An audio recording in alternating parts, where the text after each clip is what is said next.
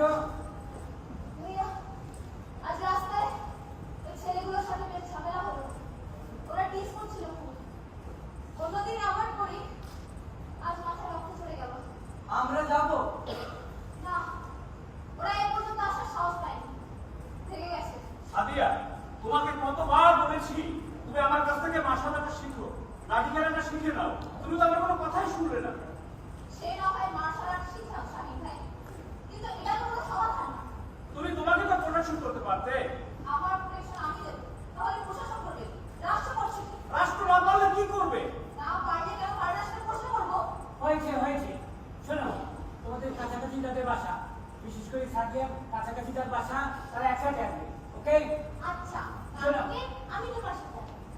নাটকের ভিতরে যে সার্কাসের অংশটুকু আছে ওটুকু এখনই আশা করবো। সবাই তৈরি হয়ে নাও।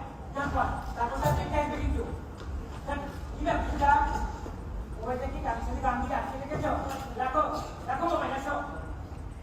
তারপর সবাই মাস্ক দিয়ে দেবে, বের হয়ে যাও। আসো, তাড়াতাড়ি শাড়ি পরে নাও। কবির ভাই তুমি আসবে তো? এখনো এটা পারো না। আমি আরাম করতে পারবো।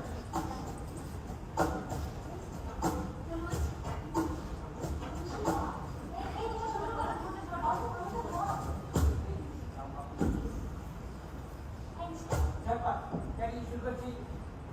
1 2 3। এই পদ্মা, এই মেঘনা, এই যমুনা সুরমা। থামো থামো। কি হলো এটা? একদিন রিহার্সাল দেওয়ার পরে গানটা গাইতে পারো না? ভাই একটু দেখিয়ে দিন, শিখিয়ে দিন না। আচ্ছা, তবে বলছো দেখি। শুরু করো। 1 2 3। এই পদ্মা, এই মেঘনা, এই যমুনা সুরমা নদী চলে। এই পদ্মা, এই মেঘনা, এই যমুনা কি ব্যাপার? এটা কোন ধরনের ব্যাপার? আর যদি এই ধরনের ব্যাপার দেখি। সরি ভাই, আর হবে না। ঠিক আছে, আচ্ছা শুরু করো। 1 2 3। এই পদ্মা, এই মেঘনা, এই যমুনা সুরমা নদী চলে। এই পদ্মা, ব্যাপার এই মেঘনা, এই যমুনা সুরমা নদী চলে। আমার রাস্তার মন গান গেয়ে যায়, আমার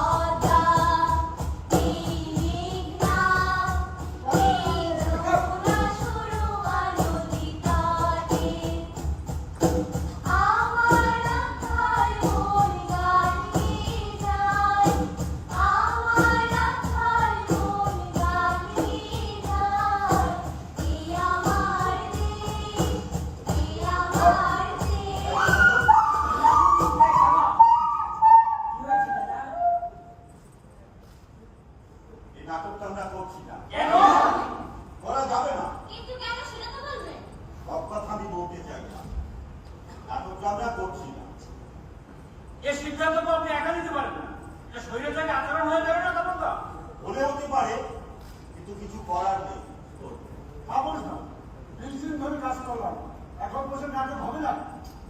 আজ আমরা অন্য নাটক করবো, এত ভাবছো কেন? এই নাটক তো আমার মেইন চরিত্র ছিল, অন্য নাটকে কি সেটা থাকবে?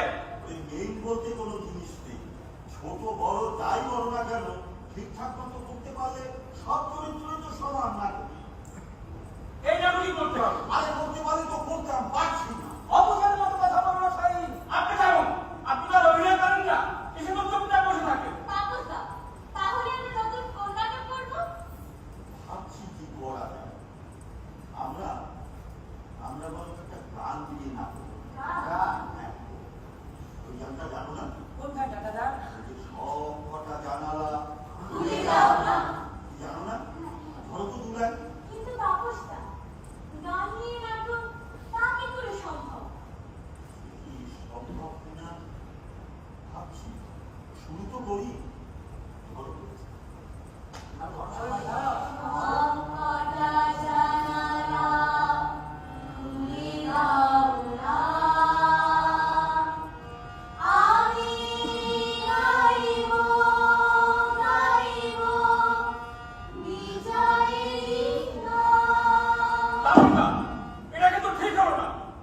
আমি আপনাদের গানের নাটকে নেই, এটা আমি ঠিক করবো না, আমি চললাম। শাহিন, শোনো, শাহিন। শাহিন নাই, শাহিন নাই। ঠিক আছে, ও ঠিক হয়ে যাবে। কবি, বলুন, তোমরা একটু ওর সাথে আলাপ করো তো। ঠিক আছে দাদা। এই, আমরা তুমি গান করি, সবাই ধরো তো, জোরে ধরো। মোরা আসবে চুপি চুপি। কিন্তু তাপসদা, চুপি চুপি কারা আসবে? এই গানটা শুনলেই আমার ভয় লাগে, মনে হয় কারা যেন কেউ নিঃশ্বাস ফেলছে। এই থামো তো, সব বিতর্কি। আমার তো কান্নাই চলে আসে। আর তুমি তো ওয়াসাল লাইন। পূজা, তোমার ট্যাবলেট কি বন্ধ করবে? কিন্তু তাপসদা, শাইন ভাই কিন্তু ঠিক বলেছে, গান দিয়ে নাটক হয় নাকি? পরে মানুষজন বলবে গানের মঞ্চ ভ্রমণ। আরে বোকা, কোনো গান বা উপন্যাস বা কবিতার নাট্যরূপ দেওয়া হয়, তখন তো সেটা নাটকই হয়ে যায়। তাছাড়া এই গানটাই না হয় আমাদের সাথে মঞ্চে ভ্রমণ করলো, ক্ষতি কি? ধরো তো সবাই, ধরো। সব কটা জানালা খুলে দাও না,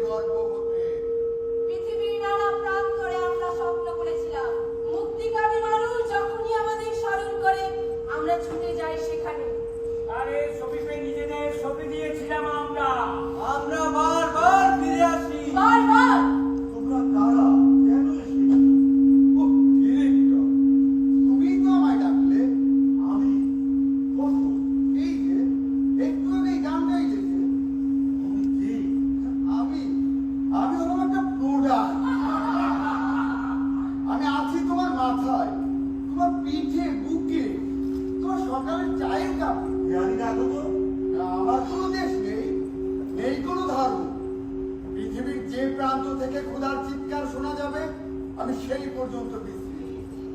অথচ আমার থাকার কথা ছিল রোগে শোকে ভোগা মানুষের পাশে, নিরন্ন মানুষের ক্ষুধার যন্ত্রণায়। আমার থাকার কথা ছিল গুয়েতেমালা, কিউবা থেকে Congo, Peru, Costa Rica, Ecuador, Vietnam, বলিভিয়ার পাহাড় পর্বত ডিঙিয়ে আরো দূর কোনো দেশে শোষকের নিদ্রাহীনতায়, তার মগজের মধ্যে বারুদের গন্ধ হয়ে। তুমি কে গুয়ে বাবা? তোমায় কে না চিনে বলো? পৃথিবীর সকল তরুণ যারা বিপ্লবের স্বপ্ন দেখে, তুমি তাদের আইকন। অথচ তুমি আমায় কেমন একটা প্রোডাক্ট বানিয়ে দিলে। আমি চলে এলাম তোমাদের বিজ্ঞাপনে, আমাকে বানালে রোম্যান্টিক দিল ডিরেক্টর। অথচ আমার থাকার কথা ছিল বলিভিয়ার লা হিগুয়েরার সেই স্কুলে।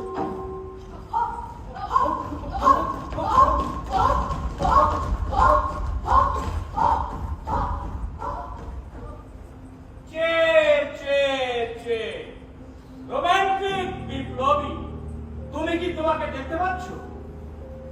তোমাকে ভিখারির মতো লাগছে। একটা চুরুট হবে?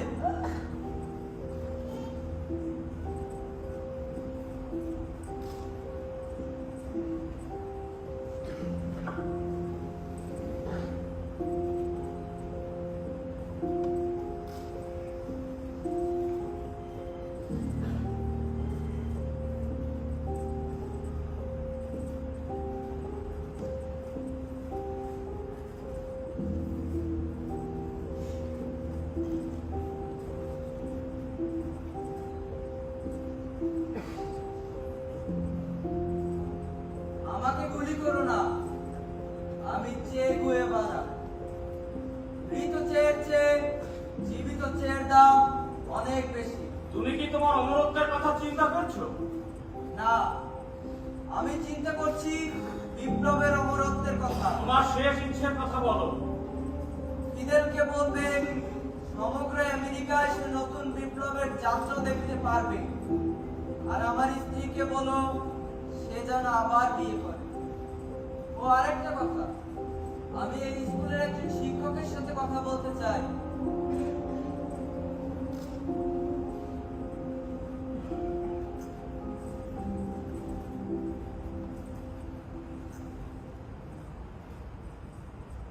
এই স্কুলের অবকাঠামো অনেক খারাপ। বাচ্চারা এখানে কিভাবে পড়ালেখা করবে? আপনি কি মনে করেন যে এখানে কোনো ভালো শিক্ষার্থী পাওয়া যাবে? স্কুলটা মেরামতের ব্যবস্থা করুন। যে দেশ পড়তে লিখতে জানে না তাদের প্রতারণা করা সহজ। আমাদের স্কুল সরকারি অনুদানে চলে। কিন্তু আপনি কি জানেন সরকারি অফিসাররা নিজেরা মার্সিডিজে চড়ে বেড়ান? হ্যাঁ জানি। আমাদের লড়াইটা ঠিক এখানেই। শিক্ষা ব্যবস্থাকে তৃণমূল পর্যায়ে নিয়ে যেতে হবে, যাতে ধনী গরিব সবাই একই শিক্ষায় শিক্ষিত হতে পারে। এমন নয় যাদের টাকা আছে শুধু তারাই শিক্ষিত হবে, শিক্ষা হবে সবার। আপনি এবার আসুন।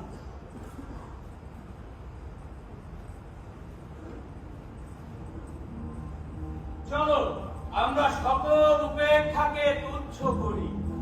বিদ্রোহী প্রদাহ নক্ষত্র প্লাবিত ভ্রুকুটিতে হয় বিজয়ী হব, না হয় মৃত্যুকে যাব পেরিয়ে। রোমান্টিক বিপ্লবী, এটা তো তোমারই কবিতা, মনে পড়ে? তুমি একজন বিপ্লবীকে মারতে পারো অফিসার, কিন্তু তার মতদর্শকে নয়। বিপ্লবের মৃত্যু নেই।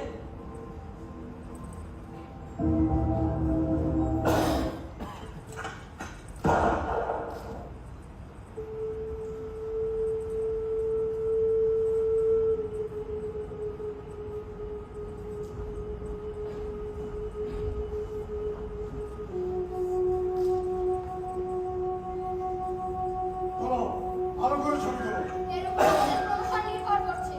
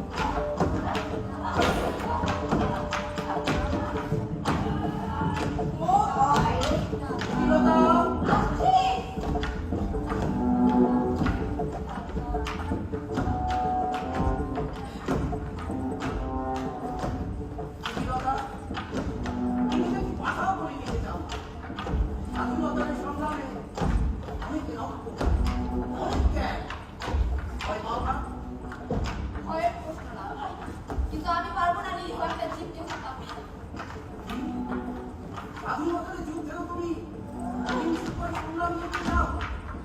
স্বাধীনতার জন্য প্রাণ দিতেও পারি, প্রাণ দিতেও মোটেই মায়া হয় না, কিন্তু নিরীহ একটা জীবকে হত্যা করতে সত্যিই মায়া হয়।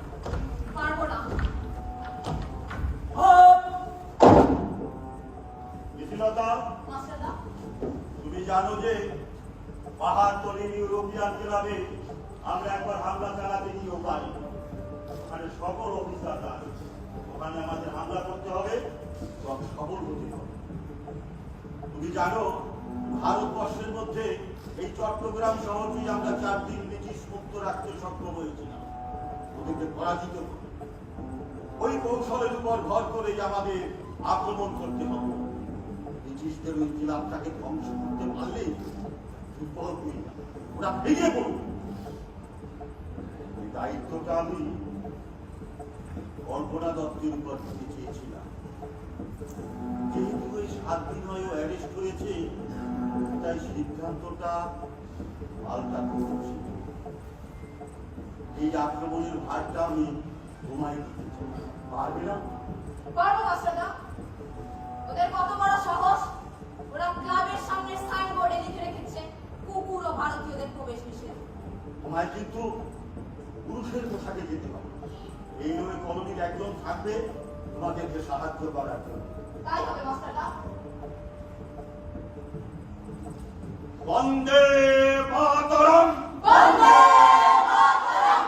বন্দে মাতরম! বন্দে মাতরম!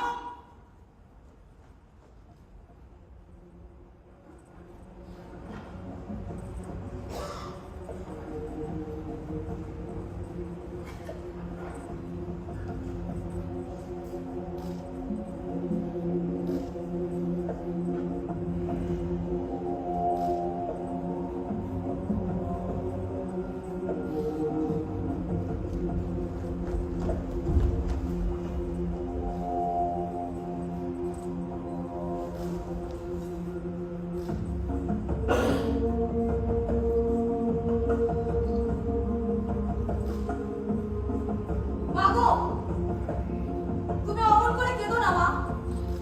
আমি যে সত্যের জন্য, স্বাধীনতার জন্য প্রাণ দিতে এসেছি। তুমি কি তাতে আনন্দ পাও না? কি করবো মা? দেশ যে পরাধীন, দেশবাসী যে শৃঙ্খল ভারে অবনতা, লাঞ্ছিতা, অপমানিতা। তুমি কি সবই নীরবে সহ্য করবে মা? একটি সন্তানকেও কি তুমি মুক্তির জন্য উৎসর্গ করতে পারবে না? একটা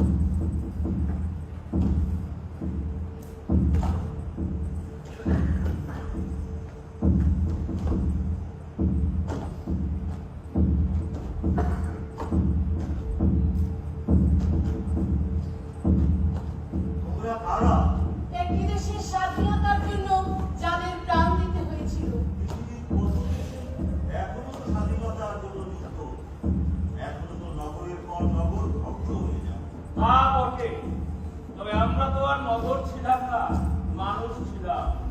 তাই ওরা আমাদের শিক্ষা আর জ্ঞানকে থামিয়ে দিতে চেয়েছিল। তোমরা কোন দেশের স্বাধীনতাকামী মানুষ ছিলে? আমার উপর একটু আলো ফেলবে? অনেক অন্ধকার এখানে, আমার চোখ বাঁধা। 1971-এর 14ই ডিসেম্বর আমার বাড়ির সামনে একটা মাটি লেপা মাইক্রোবাস থাকে। ঘরের দরজায় ঠক ঠক আওয়াজ হয়। স্যার, ম্যাডাম একটু বাইরে আসবেন, কথা আছে। মাইক্রোবাসে উঠেই বুঝতে পারি শুধু আমি নই, আমার মতো আরো অনেককে ধরে এনেছে। তারপরের ইতিহাস তো তুমি জানোই, ডিরেক্টর।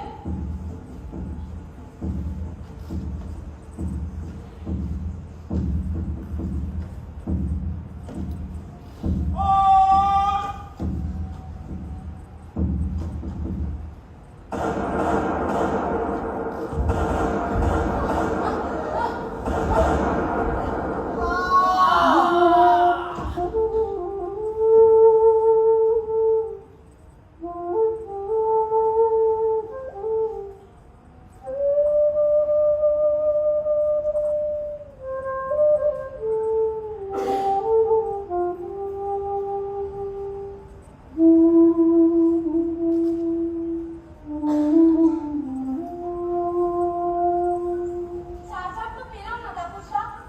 আলো ছাড়া কি করবো এখন? নতুন নাটকের আজকে প্রথম রিহার্সেল, অথচ আলো নেই।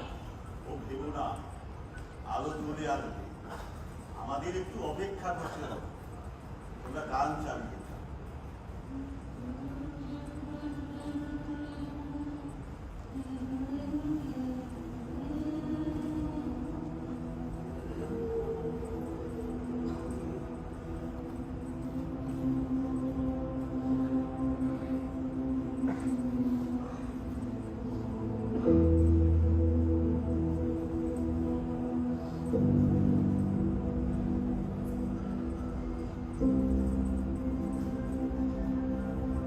ভাই, আপনি আজ এমন এক জায়গায় লিখবেন যেখানে জীবনে কখনো লেখেন। কি আপনি চাদরটা খুলছেন কেন? বিক্রম ভাই, আপনি আমার বুকের এখানটাতে লিখবেন স্বৈরাচার নিপাত যাক, আর দেশে লিখবেন গণতন্ত্র মুক্তি পাক। এই লেখাটা লিখে বাইরে গেলে পুলিশ আপনাকে মারবে, আপনার জেল হয়ে যেতে পারে, এমনকি আপনার ফাঁসিও হতে পারে। তাছাড়া আমার বড় ভাই চাকরি করে প্রেসিডেন্টের ওখানে। এই লেখাটা আমি লিখেছি, জানাজানি হলে আমার ভাইয়ের চাকরি চলে যাবে, আমিও শেষ, আমি পারবো না লিখতে। বিক্রম ভাই, জানাজানি হবে কি করে? এখন মধ্যরাত, এই গলিটাও তো অন্ধকার। আমি তো আপনাকে এখানে নিয়ে এলাম, কাল সকালে গেছি। আমার ভয় করছে। বিক্রম ভাই, কেন ভয় করবে? ভয়ের কিছু নেই ভাই। আপনি শুধু ইনামেল পেইন্টে লিখে দেবেন, কাল সকাল পর্যন্ত ইনামেল পেইন্ট থাকবে। আপনি যে ভয়ের কথা বলছেন, কিছু নেই ভয়ের। কাল গানে আমার মতো আরো 100 জন এটা গায়ে লিখে যাবে। আমরা কাল সবাই একসাথে মিছিল করবো। এখন লিখলে তো কাল পর্যন্ত থাকবে না। ভাই, এনামেল পেইন্ট থাকবে ভাই, থাকবে। আপনি লিখুন ভাই, এমন ভাবে লিখবেন যেন পোস্টারের মতো লাগে। বেশ, লিখে দিচ্ছি। বিক্রম ভাই, স্বৈরাচারের পতন ঘটিয়েই ফিরবো। দেখা হবে বিজয়। তাহলে লেখাটা একটু ভিন্ন করে লিখে দিই এবং লেখা শেষে দুটো করে দাঁড়িয়ে দিয়ে দিই, যাতে লেখাটা একটু ভিন্ন হয়।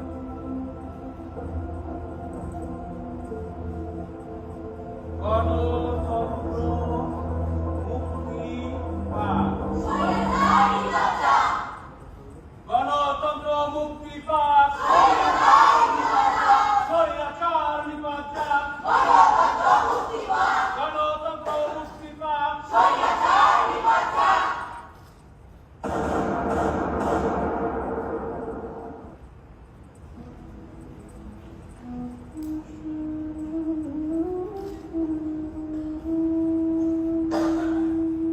আমি কিন্তু পোস্টার হতে চাই না, ভাস্কর্য হতে চাই না।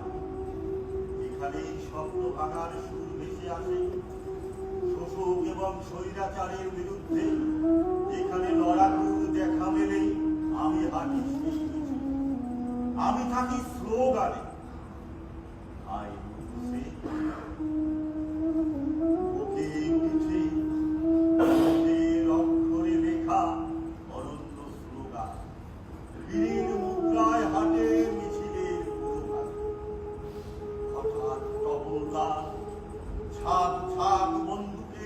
ভালোবাসা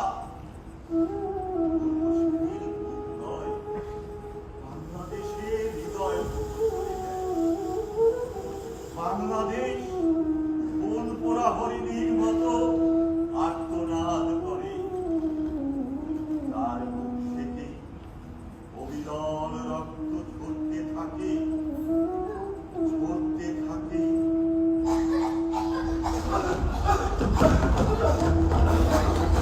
পানি আছে কারো পানি লাগবে নাকি কারো পানি এই যে পানি লাগবে কারো পানি লাগবে নাকি কারো পানি এই আমার পানি লাগবে নাকি কারো পানি পানি লাগবে কারো পানি মুক্ত!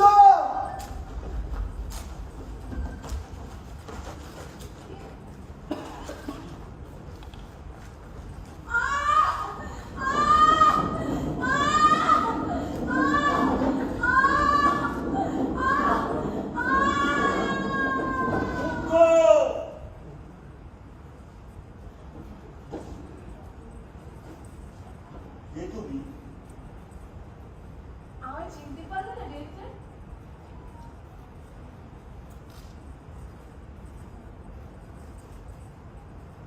বাংলার বিবর্ণ ইতিহাসের ধূসর পাতা থেকে হঠাৎ বিদ্রোহী হয়ে উঠে এলো একটি শব্দ একটি নাম 1971-এর বারুদুজ্জ্বল দিনে একজন নারী একজন জননী একটি বাংলাদেশ ভাগীরথী। যা চিনলে তাকে কেন চিনব না তোমায়? তুমি আমাদের অস্তিত্বে মিশে আছো। পিরোজপুর শহরের ধুলোবালিতে আছো ভাগীরথী।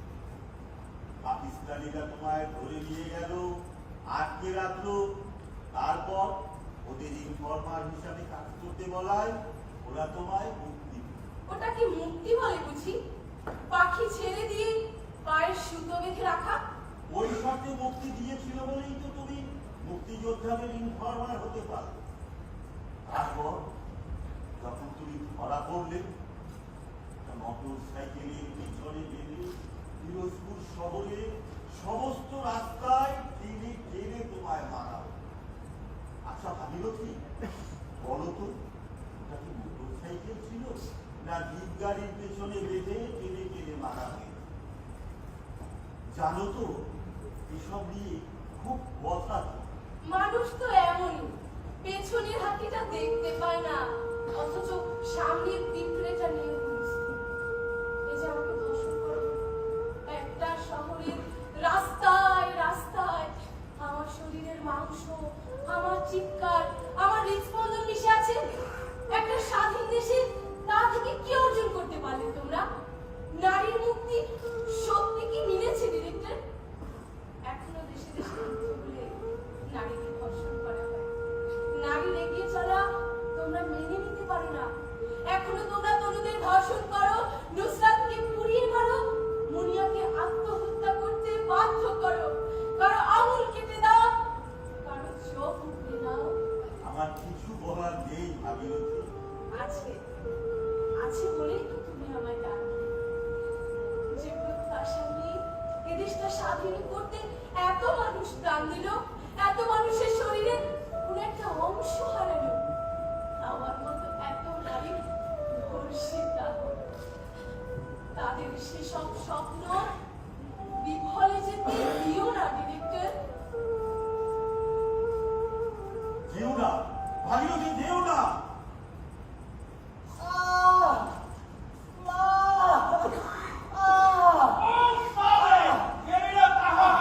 বলবো না!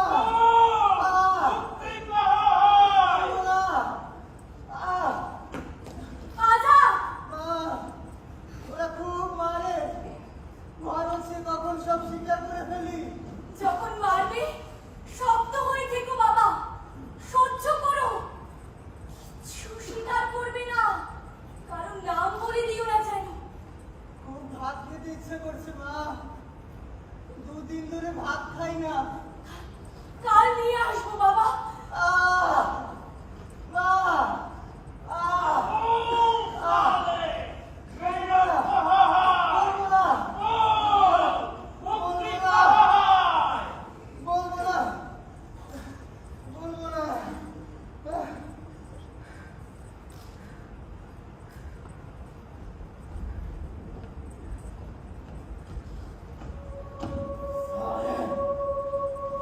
চল তাহলে চল আজাদ! আজাদ! আমার আজাদ! আমার আজাদ কোথায়? আমার আজাদকে তোমরা রেখেছো? আমার আজাদ কোথায়? আজাদকে তোমরা কোথায় রেখেছো? ও দুদিন ধরে ভাত খায় না। ও একটু ভাত খাবে। তোমরা দেখো, আমি ভাত নিয়ে এসেছি। তোমরা দেখতে পারো, বাটি করে দেখতে পারো, আমি ভাত নিয়ে এসেছি। আমার আজাদ দুদিন ধরে ভাত খায় না। আমার আজাদ কোথায়? আজাদ! আমার আজাদ কোথায়? আজাদকে আর খুঁজে পাওয়া যায় রাত বাটুদের গেরিলা যোদ্ধা আজাদ, রবি, উৎপলু, নীলু, মোকাম্মেল সহ একদল তরুণ মুক্তিযুদ্ধের সময় গেরিলা আক্রমণ করে একদম তটস্থ করে রেখেছিল ঢাকায় পাকিস্তানি আর্মিদের। তারপর তারা বেশ কয়েকজন ধরা হলো। নির্মম নির্যাতন করে ওদেরকে হত্যা করা হলো। আজাদের মা কতদিন বেঁচে ছিলেন ছেলেকে ভাত খাওয়াতে না পারার কষ্টে একটু ভাতের দানাও মুখে ঢোকে না।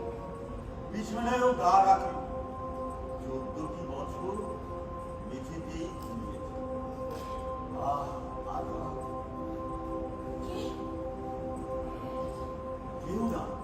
কেউ না সামিয়া বেগম। কি আমার নাম ধরে ডাকি? আমার পরিচয় তো একটা, আমি আজাদের মা। রাষ্ট্রভাষা রাষ্ট্রভাষা বাংলা চাই বাংলা চাই আমার ভাষা আমার ভাষা বাংলা ভাষা বাংলা ভাষা উর্দুরা বাংলা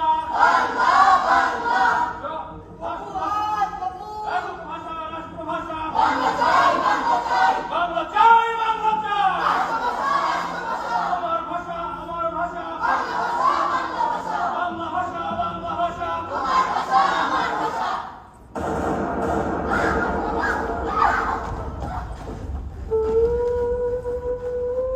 বাবু! রাত পালা!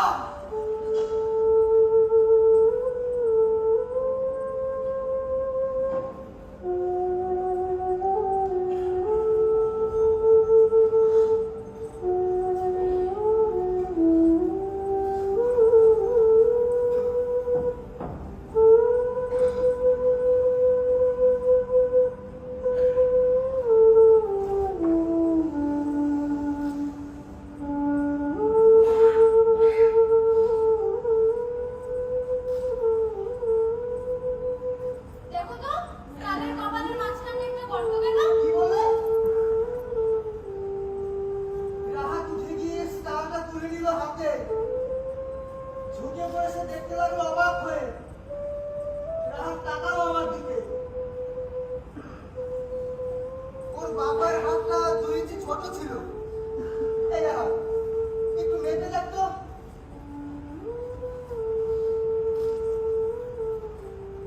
হাত দুটো ঠক ঠক করে কাঁপছিল। দেখো, বাবার কিডনির ফেবুলাটা 2 ইঞ্চি ছোট। তবু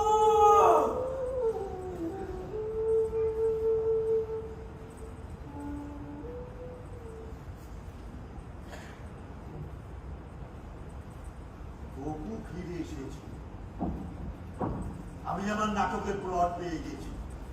মানুষের মুক্তির জন্য যারা প্রাণ দিয়েছে আমি তাদের নিয়েই নাটক বানাবো, এই গানটাকে দিয়ে।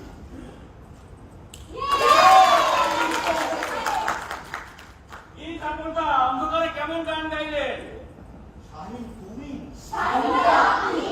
বলেছিলাম না ওই গানটি করতে হবে। আপনার এই গানের নাটকের মধ্যে আমার তো কোনো ভূমিকাই দেখতে পেলাম না। আসো আসো, আগে কি সব বোঝা যায়? তুমি আগে আসো। এই গানের নাটক আমি করবো। সবসময় প্রধান চরিত্রই করতে হবে শাহিন ভাই।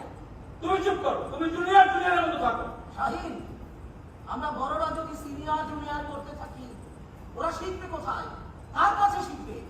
শাহিন ভাই, আসেন আসেন শাসি ভাই আচ্ছা, আমি এটা করবো না গানের নাটক আমি করবো চল ভাই চল আসেন ভাই চল আমরা আবার নতুন করে নাটক করবো আহিল, আমাদের তো বয়স হয়েছে, দায়িত্বটা তো এদের উপর ছেড়ে দিতে হবে। আমরা যদি কিছু শেখাতে না পারি, ওরা শিখতে করছে। সত্যি আমি দুঃখিত। Yeah!